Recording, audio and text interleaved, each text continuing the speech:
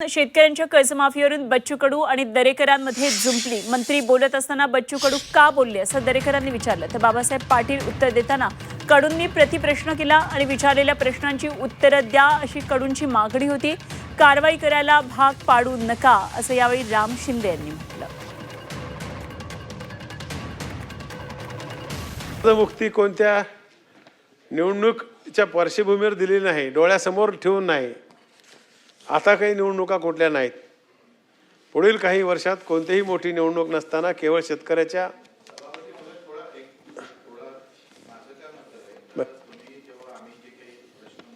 हो केल्या त्याचे उत्तर आले पाहिजे तुमच्या बोलतो ना, येणार नाही असं दिसून आलं चित्र नाही म्हणून मी नाही बोलतो। बोलतो ना भाऊ भाऊ भाऊ अरे अरे अरे हाँ प्रवीण दरेकर। सभापती महोदय, माझी आपल्याला नम्र विनंती आहे की आजही मागाशी प्रश्नाच्या वेळेला असंच झालं। आता राज्याचे मंत्री सरकार म्हणून उत्तर देत असताना त्यांचं भाषण पूर्ण व्हायचं आहे, त्याच्या अगोदर अँटिसिपेशन ते काय बोलणार आहेत। तर मला वाटतं ही प्रथा परंपरा बिघडायला लागलेल्या दिसत आहेत।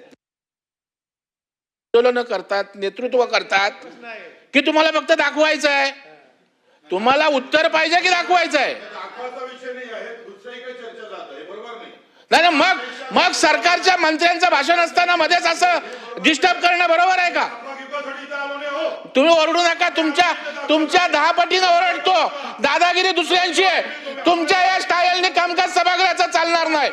सभागृहाचं कामकाज दादागिरीवर चालणार नाही आणि तुमच्यापेक्षा 10 वेळा आवाज मी देतो। जायचं त्यांना हुल मारा, चाल।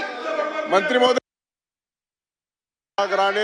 आपण जरा बसा। मंत्री महोदय जरा बसा खाली, बसा बसा, आपण जरा बसा। सभागृहाची